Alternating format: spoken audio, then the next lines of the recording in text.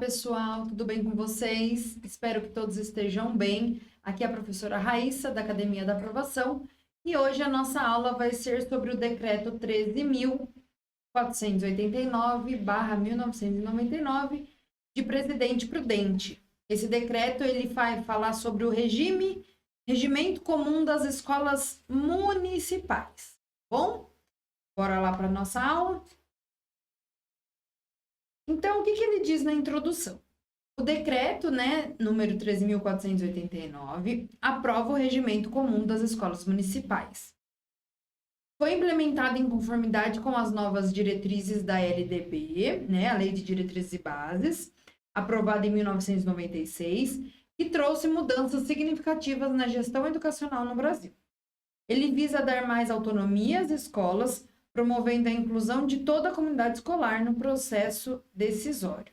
Então, é muito importante, que todos tenham direito ao acesso, à permanência, com as adaptações necessárias, Então, quando ele diz promovendo a inclusão de toda a comunidade, é referente às adaptações e acesso para todos, ok? Ele define as normas administrativas, didáticas e disciplinares que regem a escola, focando na gestão democrática e na qualidade de ensino. Agora, a gente vai falar sobre a estrutura e finalidade desse regimento. Então, ele traz a base legal, que é a Constituição Federal, a LDB e o ECA, que é o Estatuto da Criança e do Adolescente, O ECA, ele estabelece os direitos da criança e do adolescente a uma educação de qualidade. A organização administrativa é regulada por normas que visam garantir a eficácia do ensino público com enfoque na inclusão social, A inclusão e direito de todos. Todos têm direito à permanência, as adaptações precisam ser feitas para que todos consigam participar, com acesso, para eles se sentirem importantes, inclusos mesmo na sociedade. Qual é o objetivo? Garantir a qualidade da educação infantil, ensino fundamental e EJA, que é a educação de jovens e adultos, com base nos princípios de cidadania e inclusão. E para que isso aconteça, aquilo que eu já falei para vocês, já falei 2 vezes aqui, para vocês verem como é muito importante. Precisa fazer adaptações voltadas às dificuldades específicas de cada aluno, de cada estudante. Lembrando que cada um é único, cada um tem a sua dificuldade, cada um tem seu tempo de aprendizado, ok? Organização administrativa. As escolas são mantidas pela prefeitura e supervisionadas pela Secretaria Municipal de Educação.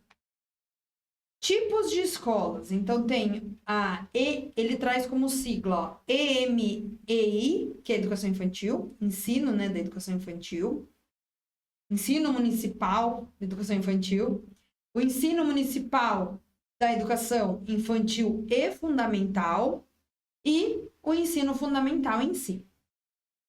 A gestão inclui direção escolar, núcleo de apoio educacional e conselhos participativos. Então, cada tipo de escola tem uma função específica dentro do sistema municipal. Então, quando a gente fala tipos de escola, que é educação infantil, a infantil e fundamental e só o do ensino fundamental. Então, cada tipo de escola tem a sua função específica.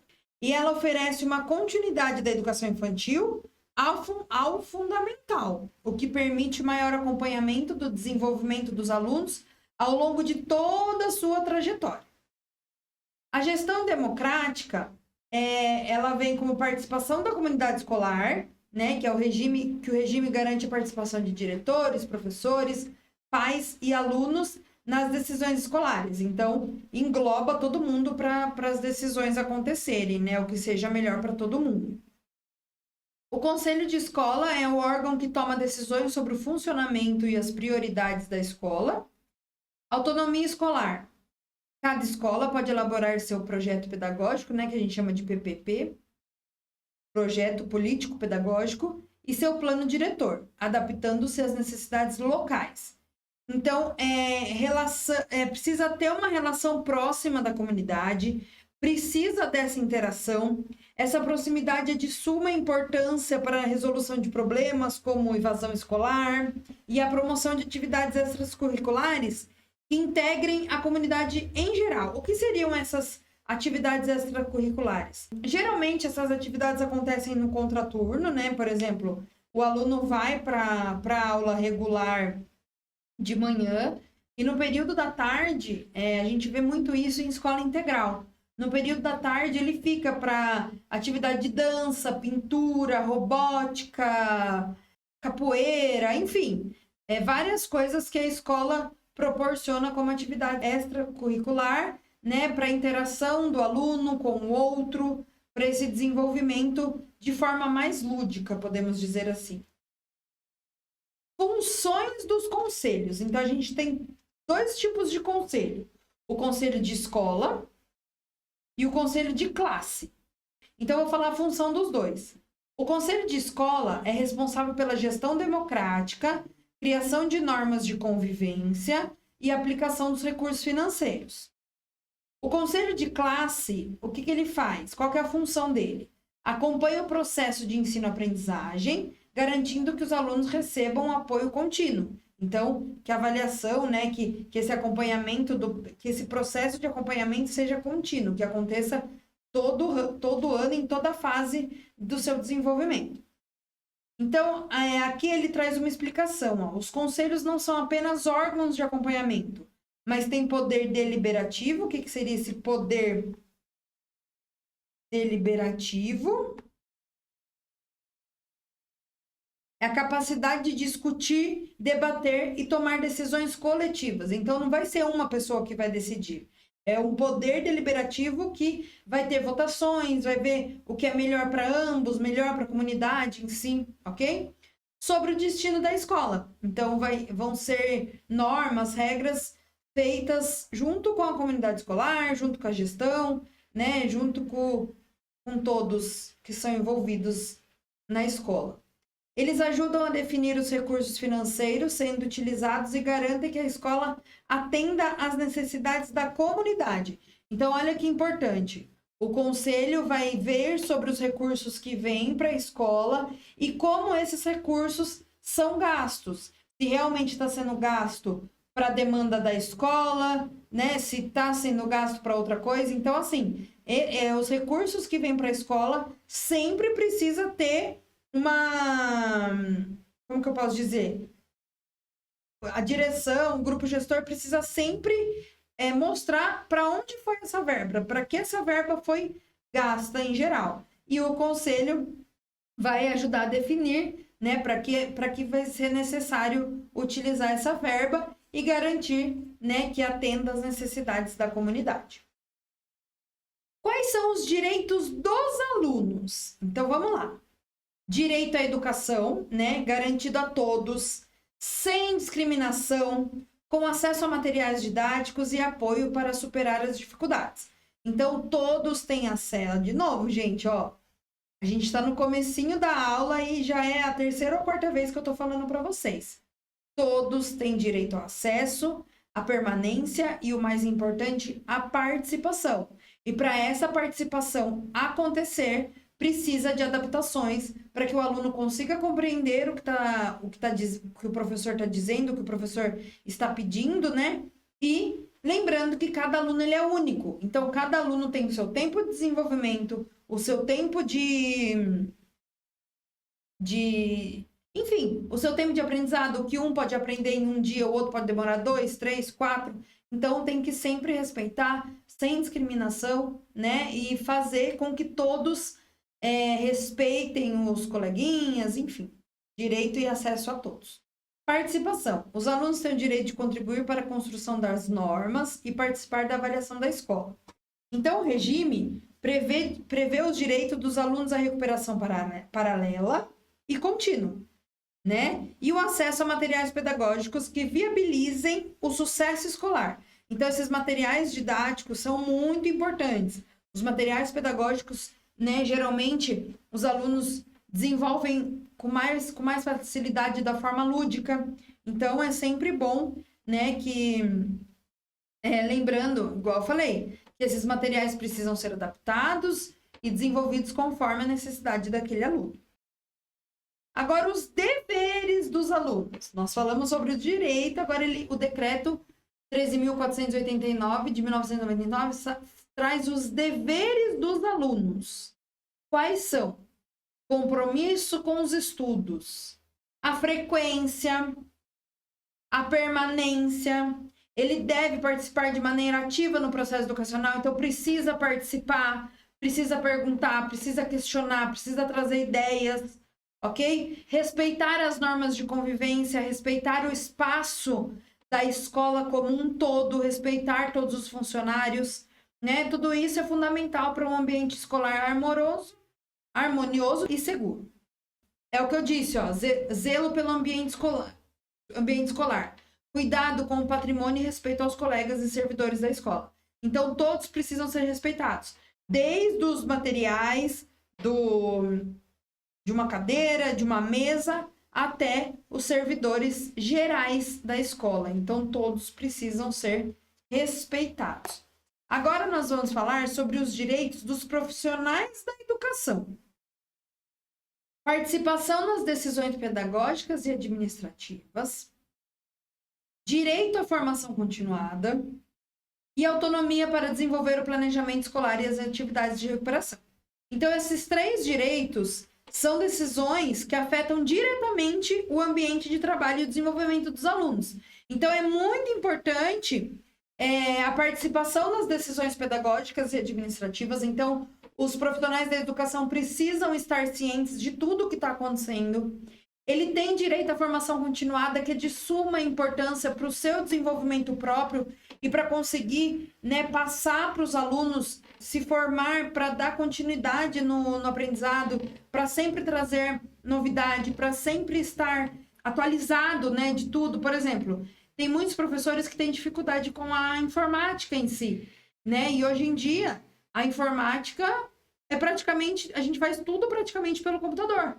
Até uma chamada simples, a maioria dos municípios não tem mais a chamada em papel, né? É tudo de forma computadorizada. Então, o direito à formação continuada é de suma importância em todas as etapas e o professor sempre precisa estar em formação.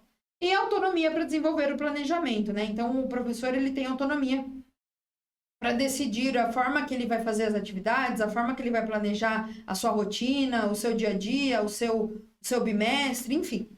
E a gente precisa lembrar que esses direitos reforçam os princípios estabelecidos na LDB, né? Então, são direitos que estão na LDB e que precisam ser cumpridos. Agora, nós vamos falar sobre os deveres. Falamos dos direitos dos professores, agora nós vamos falar dos deveres. Então, ele tem o dever de planejar de planejamento e avaliação. Então, ele precisa garantir a continuidade dos estudos dos alunos e adotar medidas para recuperar o que estão com dificuldades. Então, é aquilo. Precisa sempre estar de olho no desenvolvimento de cada aluno, prestar atenção no que ele está aprendendo. Se for possível, voltar um pouco na matéria, bolar estratégias para que o aluno aprenda da melhor forma possível e consiga participar ativamente. Colaboração com a gestão escolar. Então, participar ativamente na construção do PPP, que é o Projeto Político Pedagógico, e no cumprimento das normas do regimento. Então, precisa cumprir, precisa entrar direitinho no horário, no seu horário, cumprir todas as normas, cumprir com seus deveres. É isso, né, gente? A gente precisa ter ciência de tudo que a gente precisa, dos nossos direitos e principalmente dos nossos deveres. Então, os professores têm a responsabilidade de alinhar suas atividades com o plano diretor e a proposta pedagógica da escola, né? Garantindo a coerência no processo educativo. Organização curricular. Educação infantil e ensino fundamental. Então, são 800 horas anuais e no mínimo 200 dias letivos. Então, precisa cumprir essas 800 horas no ano com 200 dias letivos. Não pode fugir disso. Progressão continuada. O que seria essa progressão continuada, gente? É uma prática importante do ensino fundamental para assegurar que os avancem de ano, né, que os alunos avancem de ano, sem interrupções significativas, mas com o apoio necessário para sanar as dificuldades. Então, é uma adoção de mecanismos para evitar a reprovação, com atividades de recuperação ao longo do ano. Então, essa progressão continuada precisa existir o ano todo. Não adianta chegar no último bimestre, lá no quarto bimestre, que é o último do ano, e querer que o aluno recupere o que está vindo desde o começo. Então, a recuperação, a progressão continuada é uma prática muito importante para assegurar que os avanços aconteçam sem interrupção, ok? E se isso não acontecer, a cobrança sempre vai vir em cima do professor. Então, o professor precisa se programar para que essa progressão continuada aconteça, né? Estando de olho no desenvolvimento de cada um dos alunos. Frequência e compensação de ausência. A escola controla a frequência dos alunos e organiza atividades de compensação para aqueles que ultrapassem 20% de faltas. Então, a compensação de ausência, ela é uma medida prevista para garantir que os alunos não sejam prejudicados pela ausência de algum motivo, né? Por algum motivo. Por exemplo, o aluno está doente. Ele vai trazer o atestado. Vai anular a falta dele? Não. Mas ele vai ter direito à compensação de ausência, né? Então, assim, precisa tomar ciência. A escola precisa saber o que está acontecendo com o aluno. Os pais precisam informar, né, se o aluno está de atestado, para o professor se programar para dar essa compensação de ausência. Geralmente, né, são trabalhos sobre a matéria em si do bimestre, e a mesma coisa da progressão continuada. A compensação de ausência, ela vem conforme os bimestres. Não vai chegar no último bimestre e querer que o aluno compense todos os bimestres. Não, ela tem que acontecer conforme os bimestres vão acontecendo. Para ser promovido, o aluno deve ter uma frequência mínima de 75% das aulas. Então, em Presidente Prudente, né, esse decreto traz aí que pode dar compensação de ausência para os alunos que ultrapassarem de 20% e precisa ter 75% de presença. Avaliação do ensino-aprendizagem. Então, a avaliação contínua, baseada no acompanhamento do desempenho dos alunos em atividades diversificadas. Recuperação paralela, é realizada ao longo do período letivo para garantir que os alunos superem suas dificuldades de aprendizado. Então, a escola deve garantir que os alunos sejam avaliados de forma contínua, né? Todo ano, todo período aí letivo. Com estratégias de ensino que permitam o diagnóstico precoce das dificuldades. Então, é aquilo que eu falei, não adianta chegar no último bimestre e querer que recupere o ano todo. Não, o professor precisa ficar sempre atento para que essa recuperação seja contínua, né, ao longo do período letivo. Então, as escolas podem desenvolver projetos especiais, como reforço escolar, aceleração de estudos e atividades culturais, desde que integrados ao plano diretor. Então, é aquilo, né, gente? Não é só fazer por fazer. Esses projetos precisam sempre estar escritos, planejados, né? Enfim, o plano gestor, plano diretor, a equipe gestora precisa sempre estar cientes de tudo que vai acontecer no ambiente escolar. Organização da vida escolar. Então, as matrículas e reclassificação, elas são realizadas de acordo com as normas da Secretaria de Educação. O regime prevê normas claras sobre o ingresso e a reclassificação de alunos, garantindo que todos tenham a oportunidade de avançar no sistema educacional conforme o seu desenvolvimento. Então, a garantia, né, a reclassificação, ela é muito boa, principalmente para alunos repetentes, né? Mas não é só reclassificar por reclassificar. Precisa garantir que todos tenham oportunidade de avançar, mas conforme o seu desenvolvimento. Então, se o aluno não está apto para essa reclassificação, ele não vai ser reclassificado. Até porque, para ser reclassificado, geralmente, eles fazem uma prova, né, que eles vão ser avaliados. Então, ele precisa passar nessa prova para a reclassificação acontecer. Promoção. Alunos têm direito à progressão ao final de cada ciclo, garantindo a continuidade dos estudos. As escolas têm a autonomia para adaptar suas metodologias e práticas pedagógicas à realidade local, muito importante isso. Então, as escolas têm autonomia para adaptar suas metodologias e práticas pedagógicas à realidade local. Então, por exemplo, eu dou aula numa escola rural. Então, as metodologias e as práticas precisam respeitar a realidade local e respeitar o público que existe, ok? Lógico que respeitando as diretrizes do regimento, respeitando o decreto. Mas é muito importante trazer a realidade local para dentro da escola. E por fim, a gente traz a nossa conclusão aí, que diz o seguinte: o regime comum das escolas municipais de Presidente Prudente é um documento essencial para quê? Para garantir a qualidade da educação e o cumprimento de direitos e deveres, tanto dos alunos quanto dos professores. E aí ele fala de toda a comunidade escolar.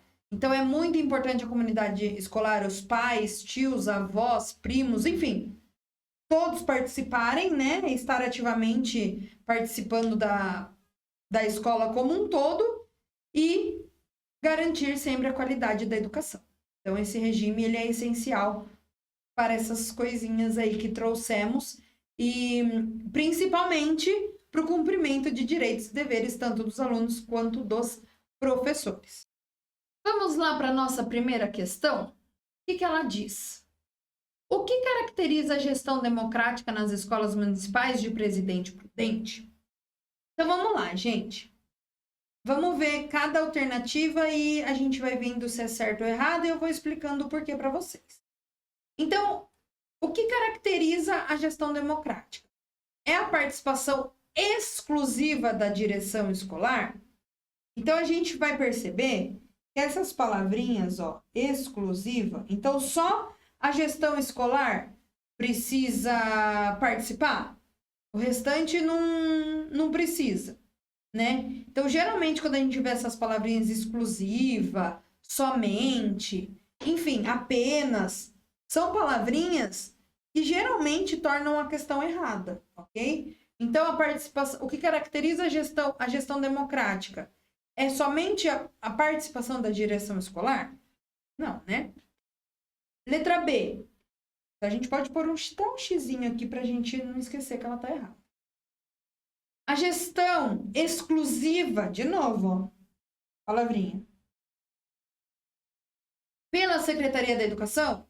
Então, é só a Secretaria da Educação que vai participar? Também não, né? Letrinha C. A participação de toda a comunidade escolar nas decisões? Então, a gente até pode pôr a letrinha C como certa, porque está dizendo, né, sobre a participação de todos. E vamos ver o que está pedindo, o que está dizendo a D. A centralização das decisões na figura do diretor? De novo, só a direção. É praticamente a mesma questão da letrinha A. Só o diretor, só a figura do diretor que vai fazer parte que vai caracterizar a gestão democrática? Também não, né, gente? O foco principal desse decreto, né? O foco principal que caracteriza a gestão democrática é a participação ativa e colaborativa de toda a comunidade escolar, incluindo professores, no caso, pais, funcionários, a equipe gestora em geral, todos. Então, a participação de toda a comunidade escolar nas decisões, né? A comunidade escolar, ela abrange o todo. Ok? Então, número 1, letrinha C. Questão 2. Qual é o principal dever dos alunos, conforme o regimento das escolas municipais de Presidente Prudente? Então, o principal dever é zelar pelo patrimônio escolar e comparecer assiduamente às aulas? É um principal dever, né? Lembra que ele diz lá sobre zelar pelo patrimônio e que só precisa ter 75% de presença? E no caso, se ele faltar, precisa trazer atestado para fazer a compensação de ausência? Vamos ver porque as outras questões estão erradas? A gente já pode até pôr aqui, ó, a letrinha A, mas vamos ver se realmente é essa, né? Letrinha B.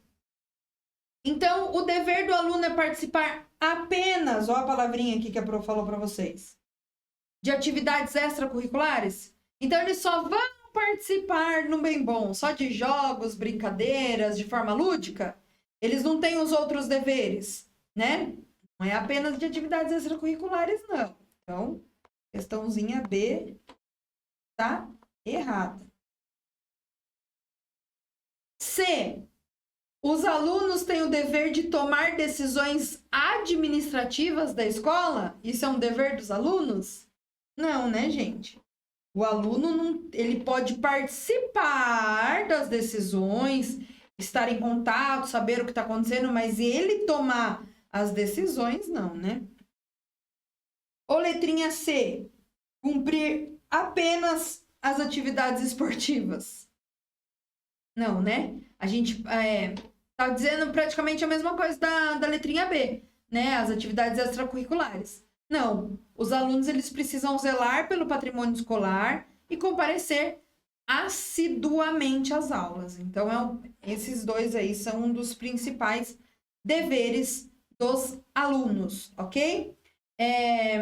E a gente tem que lembrar que envolve uma série de responsabilidades, né? Relacionadas ao respeito pelo espaço escolar e a decisão e a dedicação, aos estudos, ok? Então, questão 2, letrinha A. Aqui nós trazemos o gabarito, ok? E finalizamos a nossa aula do decreto número 13.489 de 1999, de Presidente Prudente. Espero que vocês tenham gostado. Uma ótima prova a todos e até breve, pessoal. Obrigadão. Tchau, tchau.